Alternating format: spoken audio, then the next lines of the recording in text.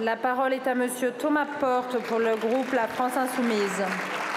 Merci Madame la Présidente. Ma question s'adresse au ministre des Affaires étrangères. Fathia Azaïza, Rami Fayad, Mohamed Kerka, Ahmed Abou Shalma. Ce sont les noms des 4 agents de l'Institut français à Gaza assassinés par l'armée israélienne.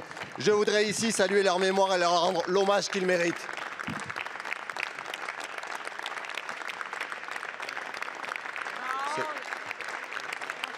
Depuis 151 jours, 30 000 Palestiniennes et Palestiniens ont été assassinés par l'armée israélienne. 210 par jour, 8 par heure, 1 toutes les 7 minutes. 41 jours après la décision historique de la Cour internationale de justice, Israël continue de piétiner le droit international. Depuis la demande des mesures conservatoires, Israël a diminué d'1 tiers le nombre de camions d'aide alimentaire qui rentrent dans la bande de Gaza. Après avoir affamé le peuple palestinien, son armée s'est livrée jeudi dans le nord de Gaza à une exécution de masse, tuant 100 Palestiniens qui attendaient pacifiquement de la nourriture dont ils sont privés depuis plusieurs semaines par l'État israélien. La situation est dramatique. L'ONU décrit une famine terrifiante. Nous ne comptons plus les récits de personnes décédées par manque de nourriture. Je pense à Yazan, 10 ans, mort de faim, dont les images du cadavre squelettique devraient hanter vos consciences. Je pense à ces 8 bébés décédés cette semaine parce qu'ils n'avaient pas de lait maternel. Il ne s'agit pas de légitime défense, il ne s'agit pas d'une opération militaire, il s'agit du génocide du peuple palestinien, comme l'ont dit les médecins français qui rentraient de Gaza. Monsieur le ministre, face à l'horreur, vos mots ne suffisent pas à couvrir la lâcheté de vos actes. Combien de temps la France va regarder le massacre à Gaza sans agir? Combien de temps la France va rester sans prendre des sanctions économiques et diplomatiques contre l'État israélien? Monsieur le ministre, quand enfin allez-vous passer des paroles aux actes pour imposer un cessez-le-feu et arrêter le massacre du peuple palestinien? La parole est à Madame Chrysoula Zakharopoulou, secrétaire d'État en charge du développement et des partenariats internationaux. Madame la Présidente, Mesdames et Messieurs les députés, Thomas Porte. Tout d'abord, je vous prie d'excuser le ministre de l'Europe et des Affaires étrangères.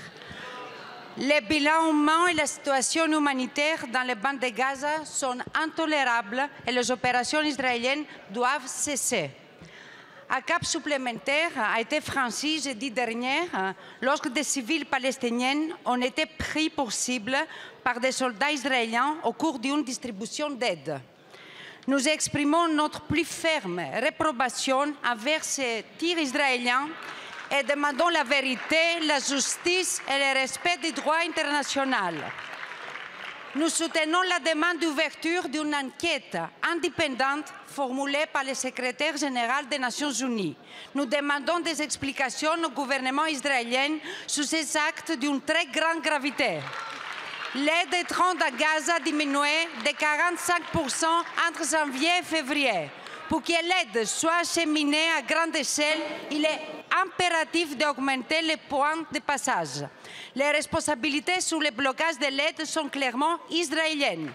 Face à cette crise, la France est mobilisée au plus haut niveau.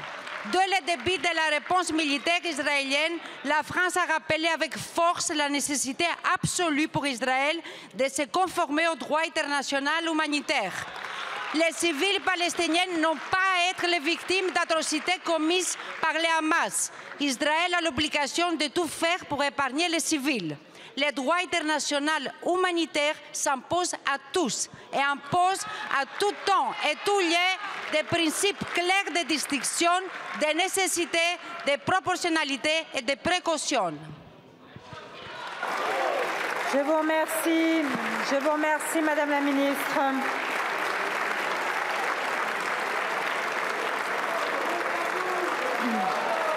La parole.